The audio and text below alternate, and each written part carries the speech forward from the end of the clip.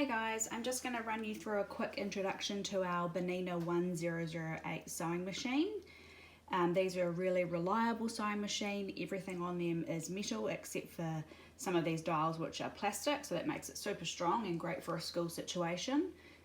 These sewing machines are quite expensive. They're $2,500 roughly each, and they've stopped making them now, so we have to really take care of these because we can't replace them. So every sewing machine has its own foot controller and power cord. On one end it has a fitting that looks like this, and that fitting slots into the end of the machine, which I'll show you in a minute. From that fitting comes two cords. One goes out to your power plug, which goes into the wall, and the other one goes to your foot controller, which you'll put on the floor underneath your sewing machine. And we have to be super careful with these, try not to drop them on the floor. They break really easily and they're really hard to find replacements for. The replacements that we do find are often around $200 to $300, so super careful with those. So that plug connects into the sewing machine here, just on the end. You can see here there's a slot there for that to go in. And while I've got this turned around, this here is your power switch. So it might be turned on at the wall, but you've got two options here. So you can turn it to 1, which will turn the machine on, and you can turn it up again, which is 1 and a light bulb. So if your sewing machine's got a light bulb in it, it will be on with the light on as well. And that light is up in there if it's got one. Okay, I'm just going to run through a few of the features on the sewing machine. So we'll start on the top here, and I'll just run through a few things and then we'll come down. So up the top here we've got our spool holders. This is where you're going to put your spools of thread. If you're sewing with just one thread, then you can use this one here on the left hand side.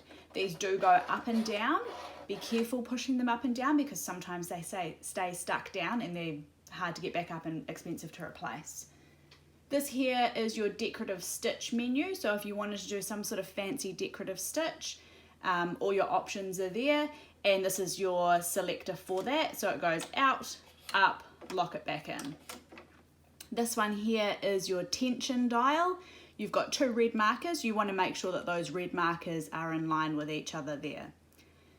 These are just some attachments which you'll learn about later. Now moving, this one here is for your bobbin, and this here is actually a thread cutter, so we've got a little tiny blade inside there, so you can actually wrap your thread through there and it will cut it off for you. Coming down, these here are all your stitch setting dials.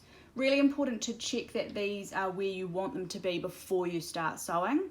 I always advise doing a test sample of stitching before you start doing your project. That way you don't accidentally start sewing in zigzag when you want to be sewing in a straight stitch. So this dial here has got two moving parts. The outside moves freely on its own and the inside moves on its own as well. The outside part here is how you're going to change for zigzag. So you can see here we've got a zigzag symbol. While it's on 0, it'll do a straight stitch. As soon as you move it off 0 and towards 5, it does zigzag. And 5 is a really wide zigzag. 1 would be more of a subtle zigzag. So as you move closer to 5, the wider your zigzag becomes. This inside dial here is going to be your needle position. So when you move this one, it changes the position of our needle, which is down over here. So you can see as I'm moving that needle is moving from side to side. Can't move that one if your needle is down. Okay, and to move your needle up and down, you can use the hand wheel over here. So you can see that's moving my needle up and down. While my needle's down, if I move my needle position, I'm probably going to snap my needle in half. So make sure your needle is up before you move this one here. This one here is your buttonhole dial. It only moves clockwise and it will alter any other settings on the sewing machine. So I'll show you that now. So as I move this, it will change this dial, the position of the needle, and a few other things. So you can see it's taking control and it's moving this dial at the same time.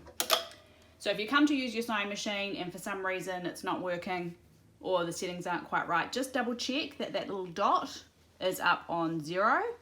And just a reminder, you can only move that clockwise, you can't move it anti-clockwise. So you'll need to move it all the way around back to 0. This one here has 2 functions. It's your stitch length, so how long you want each individual stitch to be, and you can see that here. That's our stitch length. And that winds up and down. So if it's on 0, that's no stitch length. So your needle's just going to go up and down, and your fabric will stay in the same place, and it's just going to keep building a stitch on top of itself, and you'll end up with a great big lump. The further you wind it down, the longer your stitch gets, and the longest we've got is 5. So usually we sew on 2.5, which is a medium sized stitch. It also has another function, which is our back stitch. So that's how you can make the sewing machine stitch backwards or go in reverse. So while that's held up, the sewing machine will go backwards. As soon as you put it down, it will go forward again, so long as your foot is on the foot pedal.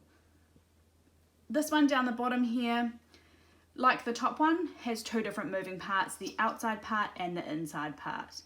The outside part is for green and red, and those refer up here to these decorative stitch menus. So if you wanted to do a decorative stitch and it's on the red menu, then you need to make sure that outside one is on the red side. Our normal straight stitch and our zigzag stitch, which are the ones that we'll be using most commonly, are on the green menu. So we usually just leave that on the green side there.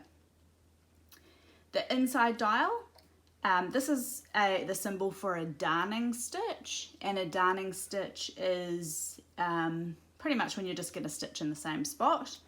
And this is our symbol for straight stitch and zigzag. So we don't usually ever use that one there, so just keep it on the straight and zigzag stitch.